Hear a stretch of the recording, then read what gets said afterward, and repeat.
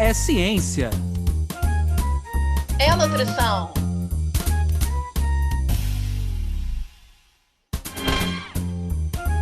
É nutrição É ciência. Ciência da nutrição.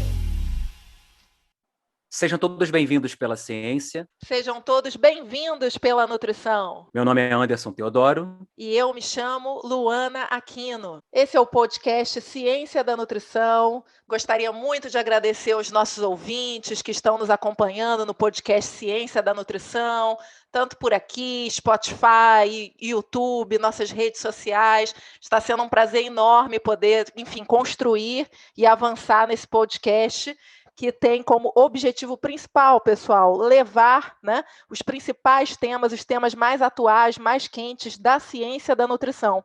E junto disso, a gente também quer transformar, também quer atingir a sociedade, as pessoas, os familiares, valorizando essa ciência tão importante e fundamental que é a ciência da nutrição. Além disso, a gente gostaria de antecipadamente pedir qualquer tipo de desculpa para vocês, lembrar para vocês que, de fato, a gente está gravando durante a pandemia, então barulhos externos, questões relacionadas à internet, a gente sabe que, sem dúvida, tudo isso é feito com muito carinho e que vocês compreendem se for o caso, tá bom? Mas, por hoje, de fato, nós gostaríamos de agradecer muito a presença da nossa convidada, a doutora Anne Bello. Eu vou ter o prazer de apresentar ela para vocês. A Anne é mestre e doutora em fisiopatologia pela UERJ, Utah University, CEO da Escola de Nutrição Baseada em Evidências, pesquisadora do Instituto Nacional de Cardiologia e professora associada da UERJ. Ela tem dezenas de artigos internacionais publicados. Anne, querida, seja bem-vinda ao podcast Ciência da Nutrição. Obrigada, eu que agradeço aí o convite. Vamos bater esse papo gostoso. Claro, Anne, vamos bater esse papo com certeza sobre como construir uma carreira de sucesso.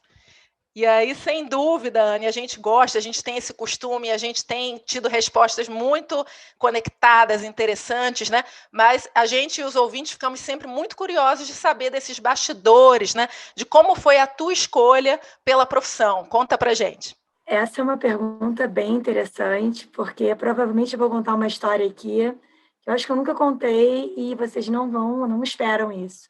Durante o final do colégio, no terceiro ano, eu, naquela fase complicada de adolescência, ali aos meus 16 anos, eu não sabia o que eu queria, então eu fiz vestibular, prestei vestibular na época para farmácia, para engenharia de alimentos, para biologia e para mais uma graduação que me fugiu agora.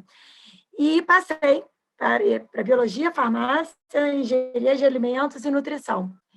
E passei para elas e fiquei muito na dúvida se eu faria Unirio ou se eu faria o UERJ, Eu passei para ambas as universidades, comecei a cursar nas duas, deixei as outras, não entrei nas outras graduações, e não vou dizer que foi uma escolha certeira no início, porque a gente não sabia muito bem, há 20 e poucos anos atrás, o tamanho, e como que a nutrição ia se expandir, mas foi um pouco, eu gostava da área de biologia, meio de ciências, e acabei caindo na nutrição, essa é a verdade, Mas eu caí na nutrição e me apaixonei pela nutrição e, sou apaixonada até hoje.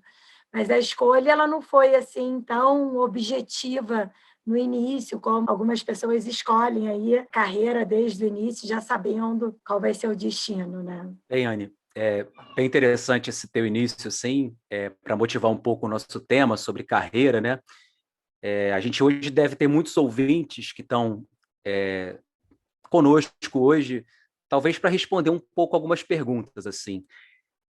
O que essa carreira tem de diferente? De repente, alguns estão até ouvindo porque estão pensando em entrar na própria carreira. E de fato, se a gente pensar na área da ciência e da nutrição, existem diversas áreas que o profissional pode trabalhar. Olhando um pouco até teu histórico, teu currículo, você tem uma carreira que ela é bem ampla e bem complexa, que envolve aspectos relacionados à pesquisa, envolve aspectos relacionados à gestão. Como é que você vê hoje, já que a gente está falando de uma construção de carreira, que para o profissional da área da nutrição, ou, na verdade, quem está buscando um pouco mais, quais são as lacunas que existem nesse profissional? É óbvio que a formação aí é uma formação generalista, mas para o mercado de trabalho hoje, que é cada vez mais exigente, onde é que estão essas lacunas? São aspectos mais científicos, são aspectos mais humanos, são aspectos mais relacionados à gestão? Aonde você acha que a gente pode avançar dentro dessa área específica da ciência da nutrição? Essa pergunta é muito boa. Lacunas sempre vão existir, né? A graduação, ela não se propõe a dar todas as ferramentas que a gente precisa. A gente tem uma base ali para gerar um raciocínio clínico e, claro, a gente vai precisar ocupar essas lacunas. E digo que são muitas, né, Anderson? Você citou algumas aqui. É uma visão que a gente tem na graduação um pouco mais biologicista, e eu não sei se a nutrição ela tem um caráter humano importante dentro. Eu falo aqui da minha experiência clínica de consultório, então acho que essa pegada humana ela falta sim, né? Até pela veia mais biologicista. E claro, essa questão da gestão, não sei, talvez se fizesse um curso completamente diferente, a gente aprenderia sobre gestão. A gente até tem alguma coisa dentro da UAN, né, de gestão de UAN, mas que foge um pouco da gestão de consultório, por exemplo. Então, assim, eu acho que o estudante de nutrição que está escutando a gente, está no 5º, 6º, 7º período, acabou de se formar, tem que entender que as lacunas existem e a gente vai precisar ocupar essas lacunas, seja de investir um pouco mais em conhecimento específico de alguma área. Poxa, eu quero aprofundar um pouco mais na área de obesidade. Então, você vai estudar, porque, afinal de contas, grande parte da população tem excesso de peso, e vai ser o que eu vou acabar atendendo mais. E aí, a gente não dá para acreditar que a graduação vai ocupar e você vai sair pronto, né? Então, assim, vai depender muito da área que a pessoa vai seguir, mas, com certeza, essa pegada humana ela é importante. Tem uma outra questão que me chama muita atenção, que é quase que existir, que é uma coisa que eu procuro no meu dia a dia fazendo essa junção aí, essa miscelânea entre docência, pesquisa e prática clínica, né? Mas a gente diminui um pouco esse abismo que tem da pesquisa, das evidências para a prática clínica. Então, às vezes, tem o pesquisador. Então, tem o que eu aprendi na faculdade e tem o que as pessoas fazem na vida real. E, na verdade, não é para existir esse abismo, né? Então, isso é uma coisa que eu vejo que existe um pouco dessa grande lacuna, esse gap, e eu acho que o profissional de saúde ele tem que estreitar cada vez mais para que esse gap seja menor. Anne, querida, foi ótimo te escutar falando disso, né? Eu queria até destacar uma questão na tua fala que eu achei fundamental, né? Uma coisa é a formação que a gente oferece e troca enquanto universidade, né? Outra coisa é a formação que o profissional precisa ter de forma constante, né? Que a gente chama de educação continuada. Então, eu achei fantástico você deixar isso claro para os nossos ouvintes, né? Que eu acho que cabe para todas as profissões isso que você falou, né? As lacunas existirão e elas não são sinônimos de formação deficiente. Muito pelo contrário, elas fazem parte da complexidade das profissões, né? Então, até queria contar um caso rápido aqui de exemplo, né? Mas eu lembro muito bem que uma das trocas que a gente teve, numa grande reunião de conselheiros de conselhos profissionais, né? Se decidiu aí a questão se era possível ou não o nutricionista atuar como responsável técnico, né? No caso de bebidas alcoólicas, cervejas e por aí vai, né? E aí se entrou num grande conflito que, mas a formação oferece esse conhecimento para ele, sim ou não? Então, casou muito com essa tua fala que, olha, às vezes você junta duas formas geométricas, né? 2 aprendizados básicos, e você chega num aprendizado mais complexo. E lógico que isso vem junto da própria proatividade, da própria atualização desse profissional. Então, achei fantástico você trazer isso para a gente. Mas, por agora, Anne, eu queria chamar, enfim, a Stephanie, né, que é sempre uma participação esperada aqui no nosso podcast. Stephanie, conta pra gente o que você está achando desse episódio, como é que está sendo aí o teu nível de aprendizado, de empolgação com o tema de hoje. Olá para todos aqueles que acompanham o podcast Ciência da Nutrição. Eu sou a Stephanie e nesse momento eu venho dar uma dica de ouro para vocês. A dica de hoje é o site da Anne, annebelo.com.br. Lá no site da Anne vocês encontram uma área chamada Compartilhando Evidências, com dicas, e-books gratuitos e vários outros conteúdos baseados em evidências que a Anne produz para vocês. Esse link para o site da Anne vai estar disponível no nosso site, cienciadanutrição.com.br. Acesse o nosso site, acesse o site da Anne e não deixe de garantir conteúdo de qualidade. Muito bom, Stephanie, é isso aí, concordo plenamente.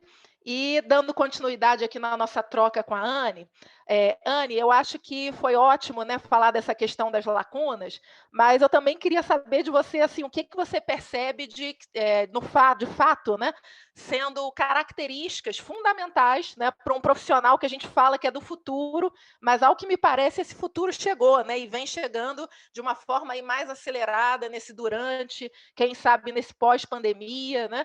E aí, por exemplo, eu trago uma questão que eu venho tentando trabalhar melhor enquanto profissional, eu acho que todos nós, mas eu acho que a gente tem muito a aprender com você. Não tem como não admirar ali nas tuas redes sociais o fantástico gerenciamento de tempo que você faz, Anne. A gente quer aqui alguma palavrinha, né? Alguma inspiração, porque hoje, mais do que nunca, o tempo é precioso, o tempo passa correndo, né?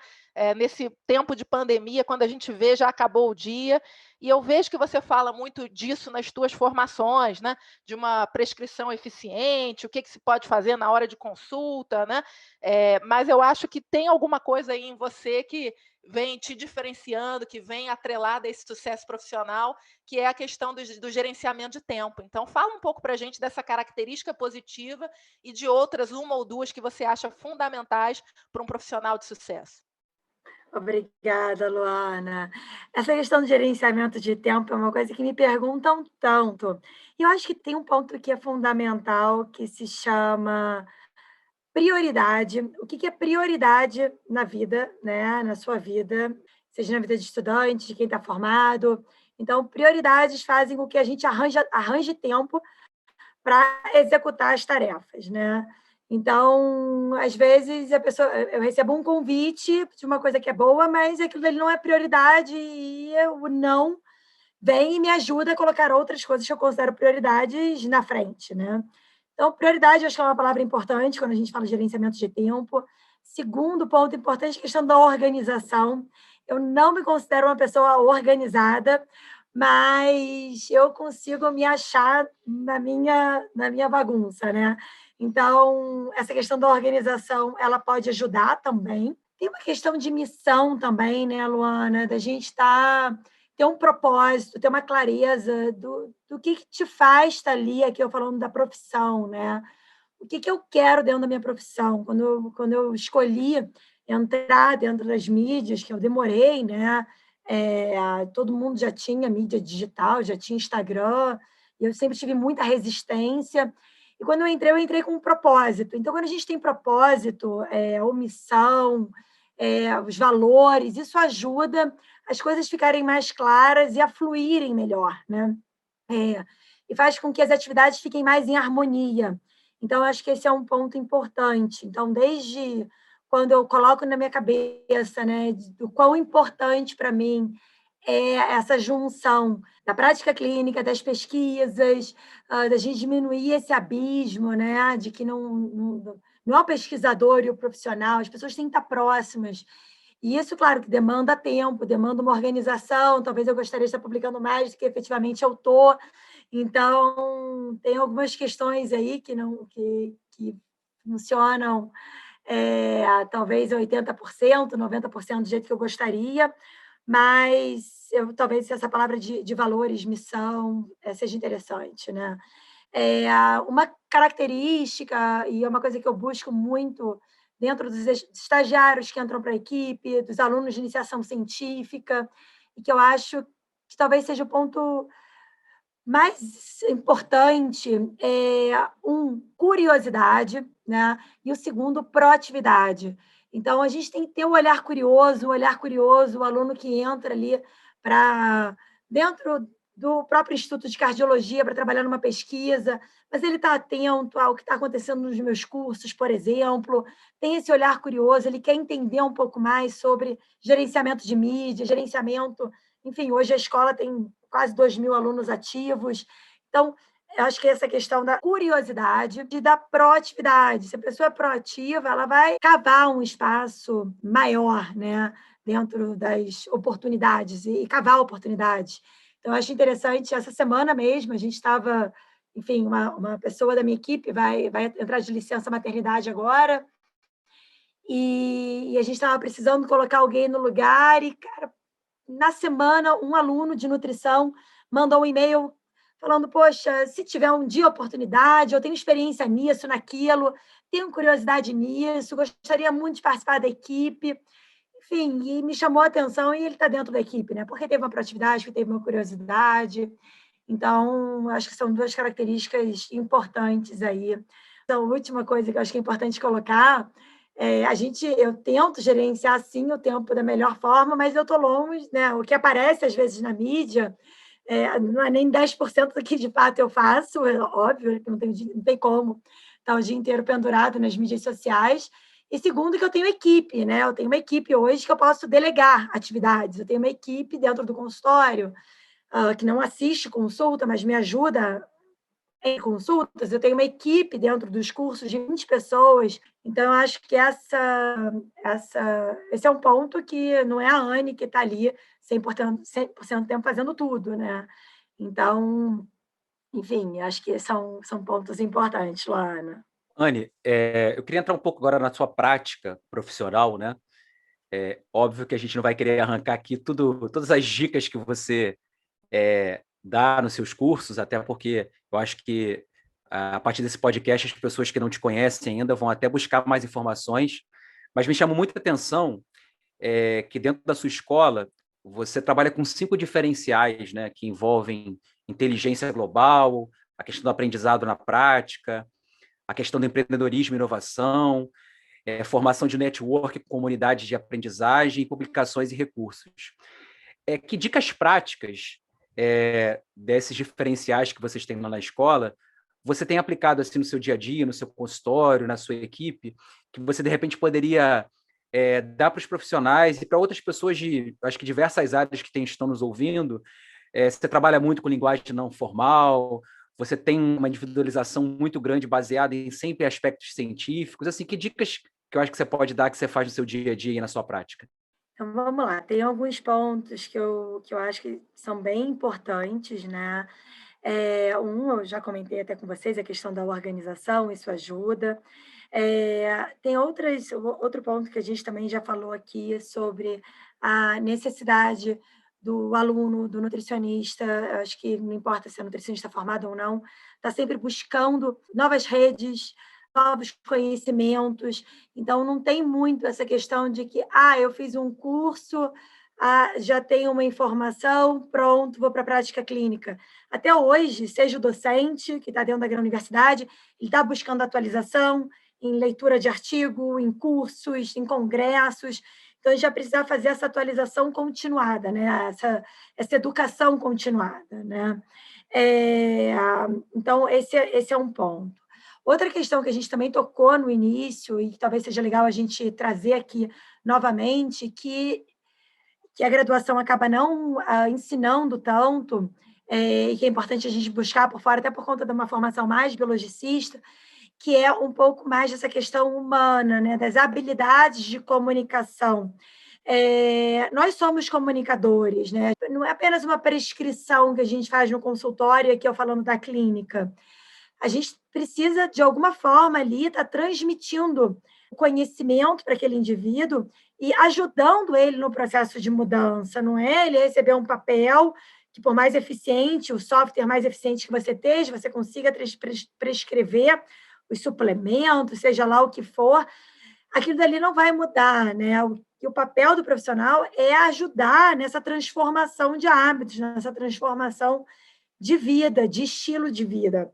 E aí as habilidades de comunicação, elas entram de forma muito impactante, porque a forma que eu vou me comunicar com uma pessoa que está já no estágio de mudança mais avançado, que está pronto para mudar, que já comprou o tênis para correr, é diferente daquele que alguém falou para ele estar ali e se consultar com você, né? Então, eu considero esse ponto bem importante da gente estar buscando essa parte bem humana e desenvolver essas habilidades de comunicação, né?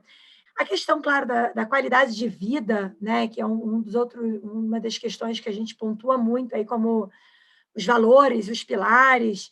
Não tem como eu, como profissional de saúde, prescrever alguma coisa que não vai melhorar a qualidade de vida do paciente, né? O bem-estar dele. Então, o paciente chega para mim com um colesterol alto, o meu objetivo não é reduzir o colesterol dele, o meu objetivo é deixar essa pessoa na sua melhor versão de bem-estar, né? Então, melhorar, reduzir 20% os níveis de colesterol, como uma estatina faria, também, mas melhorar a qualidade da alimentação, engajar ele em outros pilares ali para ele ter uma vida mais saudável, né? Então, como que eu vou prescrever? Anne, mas a dieta cetogênica, ela ajudaria a emagrecer? Tá, mas isso vai melhorar a qualidade de vida do paciente, ou ele vai fazer uma série de restrições que vai ser pior para a saúde dele, né? Então, a gente tem que ter muito isso em pauta, porque senão a gente vai passando, os modismos vão atropelando e a gente perde esse principal valor, que é da saúde, da qualidade de vida. Esse é o ponto mais importante. Então, qualquer prescrição que eu tiver dentro do consultório, seja ela eficiente ou não, a saúde e a qualidade de vida da pessoa tem que estar em primeiro lugar, né? Então, às vezes, a gente vai aprendendo, vai lendo estratégias, são profissionais que não são da área falando sobre nutrição, e nutrição, cara, todo mundo come, todo mundo se alimenta, a informação está aí, né, disponível, e se a gente não tem muita ética e cuidado, né, de saber o que vai fazer com essa informação, né, para que a gente possa estar trazendo mais saúde, mais qualidade de vida para aquela pessoa. A gente tem esse serviço, né? O meu papel é servir ao outro no que tange trazer saúde para ele, né? Então, são pontos aí que eu acho que são importantes da gente colocar. E ética, né? Eu acho que a ética, se a gente passa por cima dela, apesar de ser uma disciplina que o aluno, falo eu, como quase 20 anos de formada, me lembro da minha graduação, da ética profissional, poxa, o código de ética saiu, a gente tem que estar antenado, tem que entender o que pode fazer, o que não pode, o que deve ser feito, e está sempre consultando, até porque, né, tem toda a questão de mídia aí, e um faz, por que um faz e eu não posso fazer? Enfim. Anne, parabéns, assim, está sendo fantástico te escutar, mas parabéns pela profissional de sucesso que você é, né? Eu já sabia disso, nós sabíamos quando te convidamos, mas ver a generosidade com que você divide com os nossos ouvintes, né? Todos esses aspectos, todas essas questões que fazem um diferencial numa carreira, né? E me tocou muito, Anne, quando você falou essa questão da missão, né? Agora eu vou falar com meu parceiro aí de podcast, com o Anderson. Olha aí, Anderson, a missão aparecendo mais uma vez nessa semana de trabalho, né? Então, assim, a gente consegue perceber a nossa equipe, né? E aí agora falo também com Camila, com Paola, com Stephanie, como que esses profissionais de sucesso que a gente vem convidando aqui semanalmente no nosso podcast, de formas diferentes, né? Vem falando dessa questão da missão também. Você falou de uma forma claríssima, né? Mas fica cada vez mais evidente para a gente que está apresentando o podcast, como que essa questão da missão, da paixão, do sentir, né, vocacionado para seguir naquela área ali, faz total diferença, né?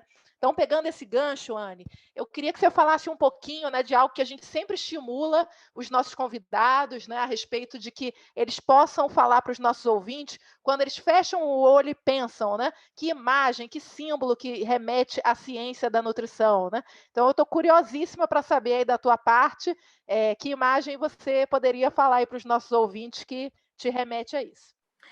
Então, Luana, essa questão da imagem, primeiro eu vou falar o que me remete, e eu vou falar o que eu não quero que remeta, assim, que não represente. muito, eu vejo, assim, até quando o aluno vai escolher a logo, pensa logo ou numa fita métrica, ou numa balança, quem é da área de nutrição esportiva num pezinho, ou numa fruta, numas berries, ou numa maçã, e me incomoda um pouco, né? Eu acho que a nutrição, ela, para mim, né, puxando a nossa sardinha para a área da nutrição, ela é o principal pilar da saúde, né? Pensando que a gente tem 6 pilares fundamentais: alimentação, exercício, sono, manejo de estresse, controle de álcool e tabagismo e relacionamentos. A alimentação é, de longe, o pilar que tem maior contribuição, que é o que as evidências trazem. Só que ela não está sozinha, né? E ela precisa estar em harmonia com esses outros pilares. Quando a gente reduz a nutrição a uma fita métrica ou uma fruta, me deixa um pouco angustiada, né? Quando eu jogo a palavra nutrição no Google e coloco em imagem e aparece um monte de frutas e coisas para medir, né? E aí, quando você me pergunta, Anne, qual é a imagem que te representa? Uma imagem é muito difícil de representar, e isso foi até um momento que eu passei quando eu fui propor a minha logo, né? E aí eu trago aqui a proposta da logo, no símbolo, que eu coloquei a minha logo com o símbolo Zen, né? Que é aquele círculo que não é fechado, que ele caracteriza um ponto de harmonia perfeita entre corpo e mente, né? Lógico que a gente não tem a perfeição, mas a gente deve estar sempre buscando um estado de harmonia, né? E esse círculo Zen, ele simboliza exatamente essa plenitude da simplicidade, né? Vem do budismo, que é enfim, apesar de eu não ser budista, é algo que me atrai muito em toda a questão da simplicidade do dia a dia, e eu acho que é isso que a gente tem que buscar, não é a nutrição do emagrecimento para festa, para perder X quilos, é a gente conseguir ter uma nutrição que a gente esteja muito de acordo com a proporcionar saúde para o corpo, saúde para o ambiente, saúde para o ambiente, para os animais, né? A gente tem ética aí no que a gente está prescrevendo, e que esteja em harmonia, aquilo que está fazendo bem para o meu corpo físico, está fazendo bem também para minha mente, para as minhas escolhas, né? Então, quando eu fui escolher esse símbolo Zen, foi exatamente com essa proposta de simbolizar a plenitude da simplicidade, e uma alimentação ela deve ser simples e que traga essa harmonia entre corpo e mente. Então, eu fujo um pouco do senso mais comum de quando a gente pensa na questão da alimentação ou da nutrição como ato de nutrir apenas, né? Luana, o papo estava tão bom que essa musiquinha chata de que já está terminando nossa conversa chegou. Infelizmente, ela chegou, Luana. Poxa, Anderson, sempre fico torcendo para você esquecer dessa parte. Poxa vida! Já falei que não sou eu que coloco essa musiquinha. Os ouvintes vão ficar pegando implicância comigo, hein? Verdade. Anderson, gostaria muito de agradecer a participação fantástica da Anne Bello. Anne, realmente muito aprendizado, muita reflexão interessante que você trouxe. E agora eu gostaria que a Stephanie falasse um pouco para os nossos ouvintes aonde que eles podem nos encontrar, redes sociais e outros endereços importantes. Stephanie. Olá, Anderson. Olá, Luana. Olá, Anne. Queria agradecer a sua presença aqui em nome dos nossos ouvintes e da nossa equipe. Queria dizer para os nossos ouvintes, então, que eles podem nos encontrar no @podcast Ciência da Nutrição, no Instagram e no Facebook, e através do nosso site também eles têm mais detalhes sobre esse episódio e sobre os episódios anteriores, cienciadanutrição.com.br. Obrigado, Stephanie. A gente queria novamente agradecer a todos que nos acompanharam e, de maneira especial, né, a gente queria muito agradecer a nossa convidada de hoje. Anne, mais uma vez, obrigado, e eu te passo a palavra aí para suas considerações finais. Eu que agradeço participar do Ciência da Nutrição, queria agradecer a Stephanie, a Luana, a professora Anderson, a Paola. Muito obrigada pelo convite, foi um prazer estar aqui. Podem convidar outras vezes, com outros assuntos. Estarei presente aqui para a gente bater esse papo. Adorei, muito obrigada. Obrigado, Anne. Eu vou pegar uma frase sua para deixar de mensagem final aqui, que eu achei muito importante. Talvez fique até uma dica para quem nos ouviu, que isso sirva para qualquer profissional de saúde, né? Nosso papel é servir ao outro, garantindo a saúde. Essa palavra do serviço relacionado à saúde é algo que me toca muito e achei muito legal você trazer essa frase. E você, que está nos ouvindo, o que você espera quando você procura um profissional de saúde ou nutricionista? Diga pra gente lá na rede social. Você espera interação com rede social? Você espera um diferencial? Você espera tecnologia? Conta pra gente lá que a gente está ansioso para escutar aquilo que pode melhorar a nossa qualidade de vida e, mais do que isso, a nossa interação com você. Mais uma vez, obrigado a todos que nos acompanharam e a gente se coloca à disposição para atender a todos nas nossas redes sociais. Podcast Ciência da Nutrição.